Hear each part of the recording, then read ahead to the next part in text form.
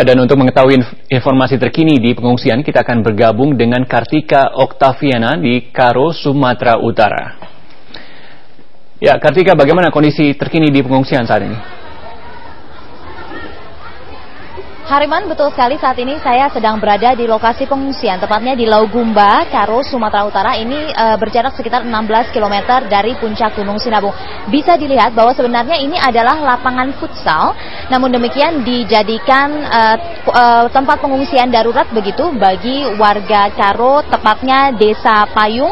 Ini merupakan desa yang berjarak 5,3 km dari puncak Gunung Sinabung.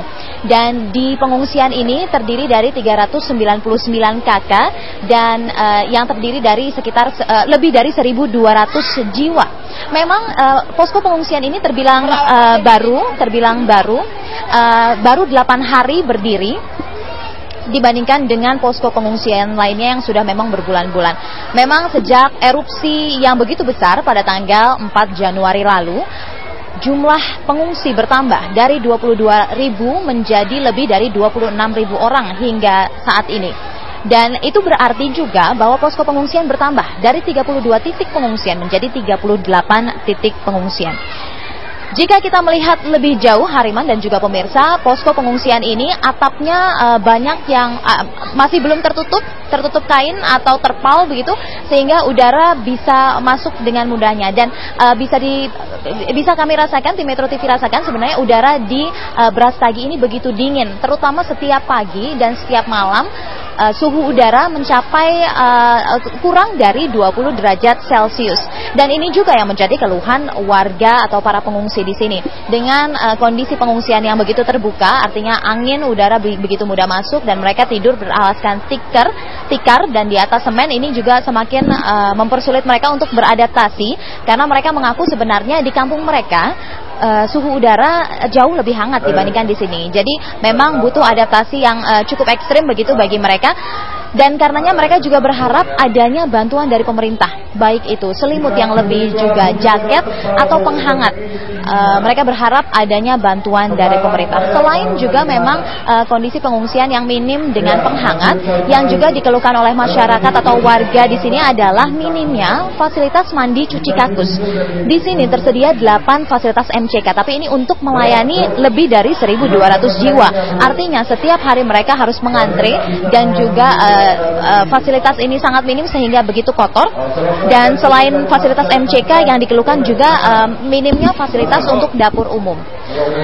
Bayangkan saja pemirsa, untuk memasak lebih dari 1.200 porsi makanan untuk para pengungsi ini, mereka hanya memiliki 2 kuali besar. Artinya ini harus bergantian dan proses memasaknya memakan waktu yang lama. Namun pemirsa, untuk lebih jelasnya mengenai bagaimana sebenarnya kebutuhan dari warga para pengungsi dan juga apa sebenarnya yang terjadi di desa mereka, karena memang desanya ini berjarak 5,3 km dari puncak Gunung Sinabung, saya akan bertanya kepada salah satu warga di sini. Saya akan coba masuk. Halo, selamat pagi ibu-ibu. Selamat pagi ibu-ibu. Ya, saya mau bertanya ke ibu yang di sini ya. Selamat pagi ibu, dengan siapa? Selamat pagi, saya Ibu Luciana Bruginting dari Desa Payung. Ya.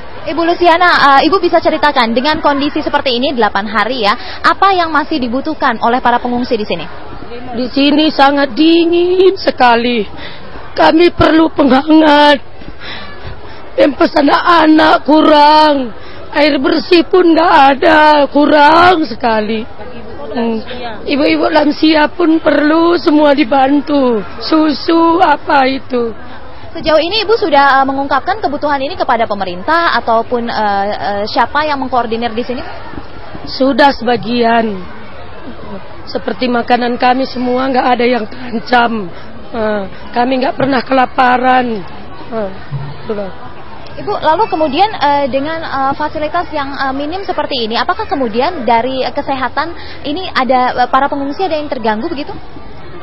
Kesehatan kami lantaran dingin itu semua serak, batuk, lantaran dingin kali sini. Padahal ini baru 8 hari ya Bu, bayangkan kalau ini sampai berbulan-bulan. Oke, Ibu bisa ceritakan kalau Kampung Payung sendiri kondisinya seperti apa? Ibu bisa ceritakan bagaimana situasi rumah dan lahan perkebunan Ibu?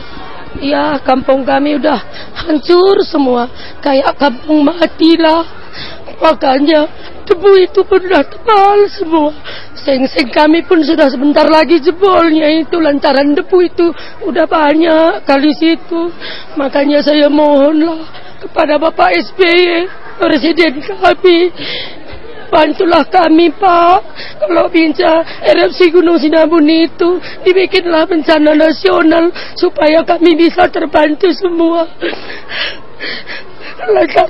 Kampung kami udah kayak kampung mati lah, nggak ada lagi tumbuhan, semua udah porak-poranda.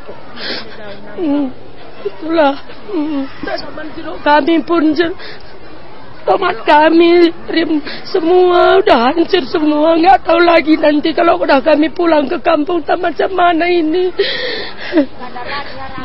Iya, semoga didengar ya Ibu ya, baik oleh pemerintah dan juga Pak Presiden juga bisa mendengar dan menjawab juga apa yang menjadi kebutuhan warga di sini. Dan pemirsa, demikian wawancara saya dengan salah satu warga yang mengungsi di Laugumba ini. Memang jeritan hati mereka bahwa mereka sangat membutuhkan bantuan dan perhatian dari pemerintah, karena mereka tidak tahu apa yang menanti mereka setelah ini. Banyak aset-aset mereka seperti rumah dan juga lahan perkebunan yang sudah hancur dan sudah tidak bisa tertolong lagi. Dan untuk sementara saya kembalikan ke Hariman di studio. Baik, terima kasih Kartika Oktaviana melaporkan langsung dari Kabupaten Karo di Sumatera Utara.